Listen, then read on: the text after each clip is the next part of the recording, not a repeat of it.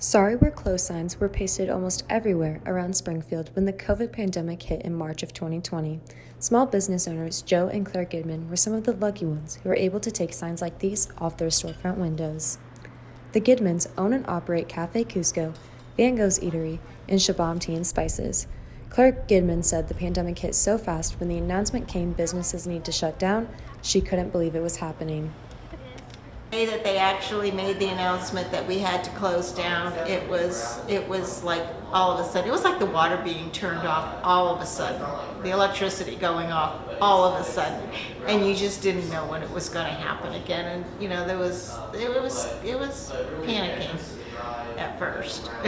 The Gidmans had to shut down all 3 businesses for a minimum of 6 weeks and were forced to lay off all of their employees.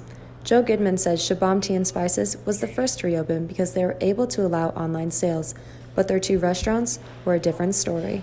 Then we opened Cusco up a couple weeks later for to-goes, and we didn't actually open Van Gogh's until the dining room ban was over because it wasn't established enough, and we knew that we wouldn't get enough to-go business to pay for the labor over there at the time.